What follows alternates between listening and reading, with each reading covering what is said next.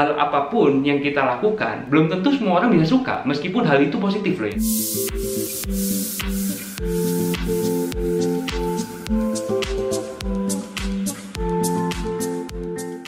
Hai teman-teman semuanya, kembali lagi dengan saya Andi di sini.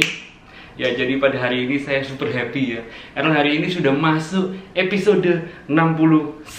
Wajah, istimewa aja. 60 hari berturut-turut saya ngupload video setiap hari, syuting setiap hari, belum pernah bolong 2 bulan penuh. Wah, istimewa ya. Jadi dulu pertama kali waktu bikin video kayak gini, pikirku, walah, ini masa bisa ya berturut-turut tiap hari segala macam. Ternyata dulu pikirannya jelek, maksudnya, wih nanti kalau lagi gak enak badan gimana, masa mau bikin video segala macam ya. Cuma syukur puji Tuhan 60 hari ini saya sehat walafiat, saya sehat total 100%. Jadi bisa tiap hari syuting, bisa tiap hari menginspirasi teman-teman sekalian.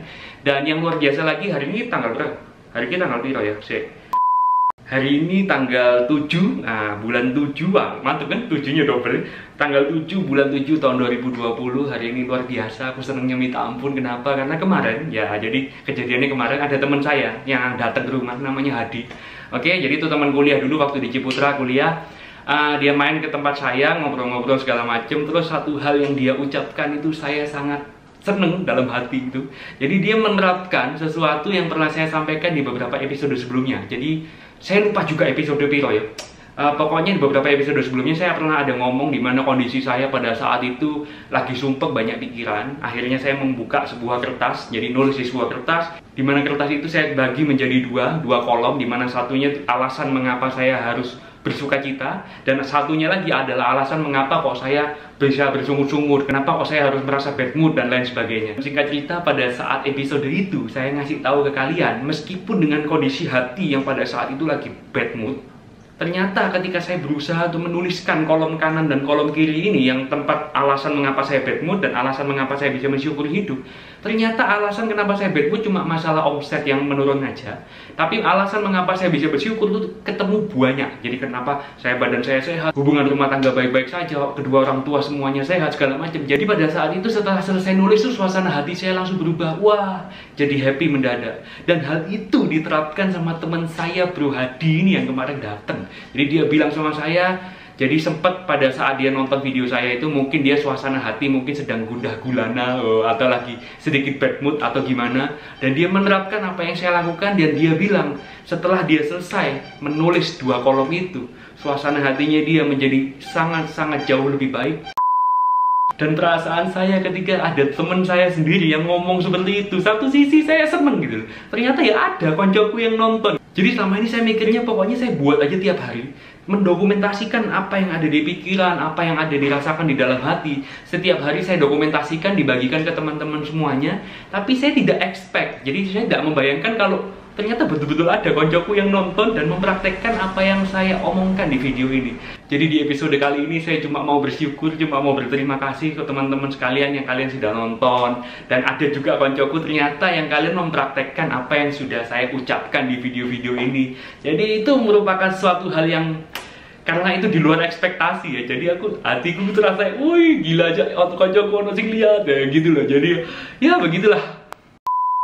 Nah pertanyaannya sekarang, kenapa kok saya sampai tidak nyangka kalau ada teman saya yang nonton dan mempraktekkan? Karena selama ini ketika saya keep in touch sama beberapa teman segala macam, bahkan ada beberapa teman saya yang tidak tahu kalau saya bikin video seperti ini, ngupload di IGTV, ngupload di YouTube tuh dia nggak tahu. Jadi mungkin kelihatan saya ngupload sesuatu, kelihatan saya isinya cuma bacot-bacot, cuma ngomong-ngomong nggak jelasin, sama dia mungkin di skip, nggak dilihat segala macam. Kan nggak semua orang suka melihat konten yang nggak ada hiburannya, nggak ada konten yang nggak ada musik-musiknya segala macam. Isinya cuma saya mengekspresikan dan mengkomunikasikan apa yang saya rasakan di dalam hati. Dan pada saat episode 40-an something ya, 42 atau 44 itu malah ada beberapa orang di sekitar saya yang mereka merasa kayak, ngapain sih kamu bikin-bikin kayak gitu, nggak guna apa segala macam. Jadi mereka memberikan aura negatif loh ya. Jadi saya bilang ya nggak peduli, kamu nih nggak suka ya tinggal nggak usah lihat, kan susah amat. Jadi ketika saya mendapatkan feedback negatif seperti itu, pada saat itu saya sempat mikir, waduh masa sesuatu yang saya lakukan ini mengganggu orang lain. Tapi setelah itu saya mendapatkan sebuah kesimpulan bahwa ya kalau nggak suka ya tinggal nggak usah dilihat, kan semudah itu kan. Kenapa kok dia melihati semua, akhirnya malah dia bilang nggak laku, nggak ada yang nonton segala macam. Ada loh teman saya sendiri yang ngomong seperti itu tuh ada. Tapi ya sudahlah, namanya vibrasi kan belum tentu cocok. Jadi hal apapun yang kita lakukan belum tentu semua orang bisa suka, meskipun hal itu positif loh ya.